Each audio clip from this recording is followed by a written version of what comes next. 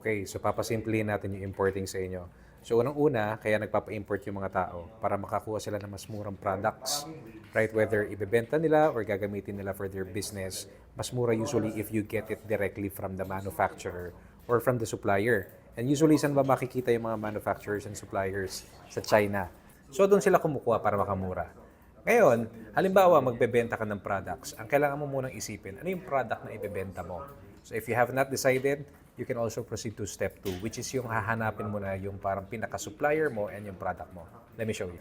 Okay, so ito yung mga website or mga platforms kung saan pwede kang humanap ng supplier and ng products. Isipin mo na lang, para lang silang Lazada or Shopee. Pero, imbis na mga stores, yun nandito mga supplier or mga manufacturer mismo. So isa dyan is in Taobao, 1688, Alibaba, AliExpress. Pipili ka na lang. By the way, meron kaming separate video kung saan yung pinaka-CEO mismo namin ituturo kung paano kayo magsosource ng products using these platforms. Okay, so halimbawa, ito yung product na napili nyo, NMAX Visor. Ito yung price niya, right? Ang gagawin nyo lang is mag-inquire kayo kay supplier by clicking this.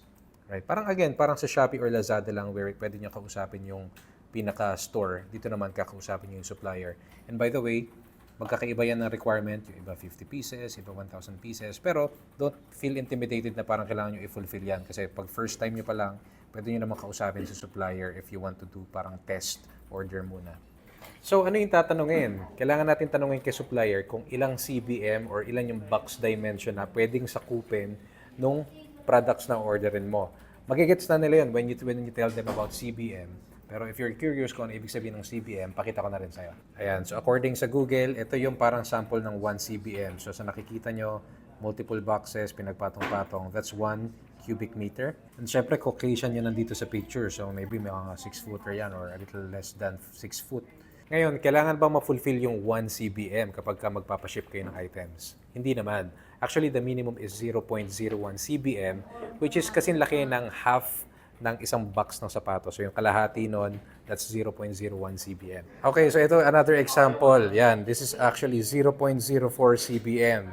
Yan, si Paul, anong height mo?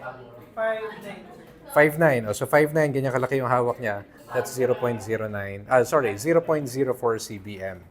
So ganyan kalaki yun. Ayan, so once meron na kayo ng information ng CBM, punta na kayo sa Facebook page ni StratQuad Philippines and then i-chat nyo kami. Meron kayong mga makakausap yun, which is ito, papakilala ko. Ayan, so ito yung mga makaka-chat nyo. Again, pag nakachat nyo sila, let them know na meron na kayong product, na meron na kayong supplier, na nabigay na rin ng supplier yung estimated CBM. And then, ang ibibigay nila sa inyo, tanong natin actually si Alex. Alex, ano yung makukuha nila or ano yung kailangan nilang makuha from you? Bali sir, pagka nag-message na po sila sa StratQuad page at nagsabi po sila na meron na silang products na gustong ipa-import, kailangan muna natin sir malaman kung ano yung details ng products para ma-double check natin sir kung allowed po ito sa China warehouse natin and sa customs. So once na allowed naman ito sir, we will request for them to register na po sa website ni StratQuad. So sa registration po, makakakuha sila ng 2 emails. Sa first emails natin, nandoon po ang SCRA code nila or yung shipping marks na ibibigay po nila sa supplier nila and ipapalagay po nila yon sa labas ng package.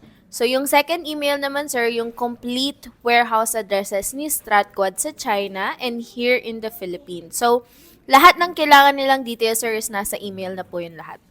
So yun, napakasimple ng process. And again, once na na-settle na, nabigyan nyo na information dun sa supplier, okay na, papadala na rito sa warehouse. We also have a very seamless way para matrack nyo yung shipment on our website. And may mga ibang videos pa tayo para ma-assist namin kayo kung ano yung pwede nyo gawin with that.